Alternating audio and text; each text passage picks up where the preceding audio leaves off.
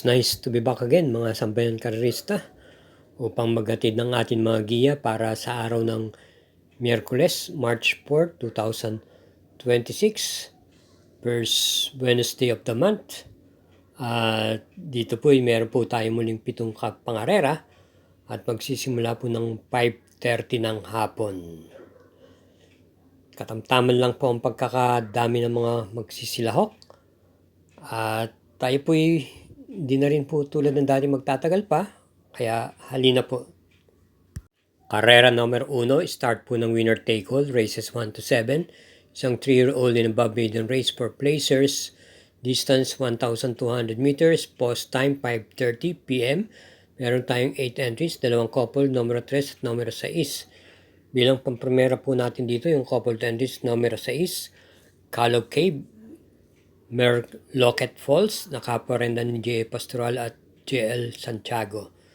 Kung inyong pagmamasdan, ito'y tumakbo po ito nung nakaraan, kung saan dumating po lamang po ng segunda pwesto yung 6A Merlocket Falls kay Miss Bow. Samantalang coupled entries niyang si Callow Cave ay nakwarto pwesto naman po. Sa tingin ko, meron pa pong i-aumento tuto rito. At maganda naman po ang kanilang kombinasyon dalawa. Isa pwedeng isabay sa unahan, isa naman ay pwedeng iparimate. Kaya single po tayo rito sa karera numero 1. Numero 6, Callow Cave, Merlocket Falls na couple entries, single. Karera numero 2, distance 1,200 meters, isang class 4, group 42 to 56 split. Meron po tayong pentapekta rito at start ng pick 6, races 2 to 7. 8 entries, isang couple yung numero 6. Ang primera po natin dito, yung madidihado pang numero 2, may Dad Bogart. Nagamay na po ni JB Ponce. Bagamat galing po ito nung mga nakaraang buwan sa bakasyon, pero tumakbo po ito at maganda naman po kagad ang kanyang ipinakita kung inyong babalikan yung mga kamprema. Ito'y meron pong takbo kung saan dumating po ito ng segunda pwesto. At tapos magbakasyon. Isa pong derimate at pwede rin naman po itong maisunod-sunod lang, mga pang-4 o pang-5 pwesto. Bilang panigundo po natin dito yung number 8 Karing Melody, J. Gusipong Renda. Matapos po manggaling sa panalo nito mga nakaraan, tumakbo po muli ito nung nakaraan mga takbo niya, pero hindi po gaano nagpakita ng buti. Tignan lang ho natin, baka dito sa karerang punto ay mag-umento po siyang muli. Bilang panarasera po natin yung couple entries number 6, Ednad, Luke Skywalker. Ednad, RC Baldunido, kagagaling lang sa panalo ng huling takbo. Samantalang yung Luke Skywalker naman po, sapat naman ni JC De La Cruz, ay dumating lamang po ng segunda pwesto nung pinakuling laban niya. Kaya muli, para sa karera ni numero 2, pampremera yung kalahok numero 2, may Dad Bogart. Panigunda numero 8, Karing Melody. At panersera yung couple entries numero 6, Etnad Luke Skywalker. Karera numero 3, start ng peak 5, races 3 to 7. May Super 6 po nakapaloob dito. Isang class 5, 17 to 41 group split, distance 1,200 meters. At meron po tayong 8 entries.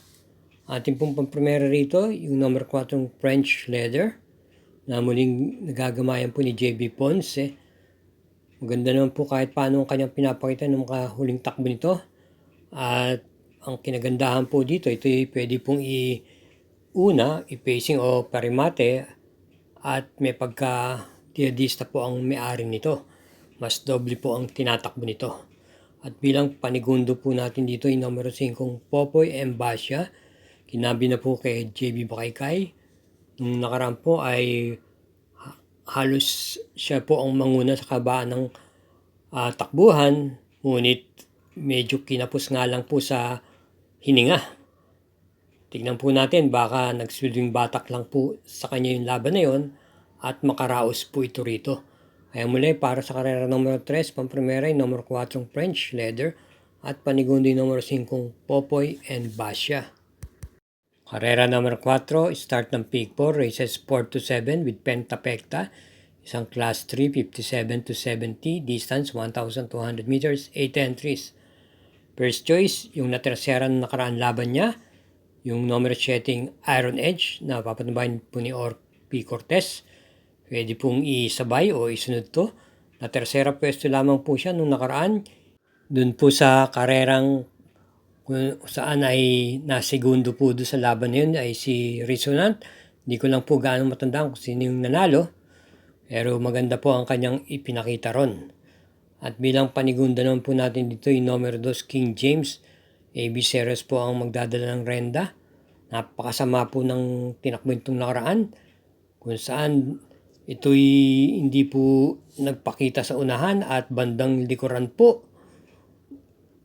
At siya po ang isa sa pinakalyamado ron. Tingnan po natin, baka dito po ay biglang mag-umento. Sigurado siya rin po makita natin sa harapan.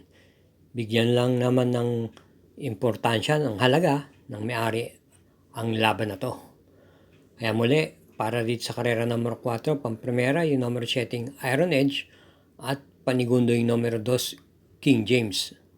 Sa atin po pang patuloy ng pagbigay ng giya, paalala lang po, huwag po tayong makakalimot na mag-subscribe, paki-share na rin po at i-hit po natin yung like at notification bell button. Gayun din naman po paki-like na rin po o follow ang Samut-Sari Mangkelos TV FB page. Salamat po. Karera numero 5, isang class 5, 17 to 41 group split with Super 6. Distance 1,200 meters, 8 entries. Pang-primera po natin dito, yung siguradong makikita natin sa harapan, yung numero 4 Tenacity na gamay po ni J.A. Guse. May angkin tuling po ito at sa tingin ko naman po, pabor po sa kanyang distansya, 1,200 meters, bagamat meron pong ibang matutuling dito. At bilang panigunda po natin dito, yung numero 7 Chiller na pwede pong isabay sa unahan at i-pacing. Ito'y kinabi na po kay RC Baldonido ang renda at kung anyong nasusundan, medyo binabiyanas po itong hineting to. Bilang panersera, isama po natin yung numero 6, King Hans, na renda po ni O.P. Cortez. Taglay pong tuling, pero naturuan na po itong isunod-sunod lamang base sa kanyang mga nakaraang takbo. Ulitin po, sa karera numero 5, ang ating pong giya, pamprimera, yung kalahok numero 4, Tenacity, panigundo yung numero 7, Chiller, at panersera yung numero 6, King Hans. Karera numero 6, penultimate race, distance 1,200 meters with Pentapecta, isang class 4, 42 to 56 split, 8 entries. First choice, yung numero 1, Batang After 7, na kinami po ngayon kay AP Asuncion ng renda, may taglay pong bilis to. Ma-rate lang po ng maayos ni AP Asuncion ay may kalalagyan po ito. Bilang panigunda naman po natin dito yung numero 6, Roberto Clay, JB Bakaykay po ang rerenda. Pwede pong makipagsabayan sa unahan at pwede rin din pong isunod-sunod lamang tong kabayong to. Kaya't para dito sa karera numero 6, pamprimera numero 1 Batang After 7 at panigundo yung numero 6 Robotic Clay. Karera numero 7, last daily double, para tingnan po ng winner take all, pick 6, pick 5 at pick 4. At meron po tayong Super 6 dito, distansya 1,200 meters, class 4, 42 to 56, group split, 8 entries. Pang-primera, yung imported horse numero 3, Zubris, na papanubayan po ni AP Asuncion. Nung mga nakaraan po ay medyo mabibigatin pong mga imported horses ang nakakalaban niya. Kaya sa tingin ko naman medyo gumangho ng bagya ang laban niya rito. Ito po ay may taglay pong remati itong kabayong to at bilang panigunda po natin dito, isang reported horse din na may taglay na tuling at nung mga nakaraan po ay naisusunod na rin at gamay naman po ni R.A. Base yung numero 5 Calendar Girl. Bilang panersera po natin dito, yung numero 4 More Than a Mule na isa pa rin po imported horse. Papanabayan naman po ni PJA Guse. Nagpapakita na rin po ito ng nakaraan sa kanyang mga takbo ng magandang preba. At para rito sa huling pangarera, karera numero 7, pampromera po natin dito yung numero 3, Zubris, panigundo yung numero 5, Calendar Girl, at panersera yung kalahok numero more than a mule. Again, thank you for watching mga sambayanang karerista at masugid na taga-subaybay. Tulad po ng aking paalala, hinay-hinay lang po sa ating paglilibang. Good luck and mag-ingat po sa pag-uwi.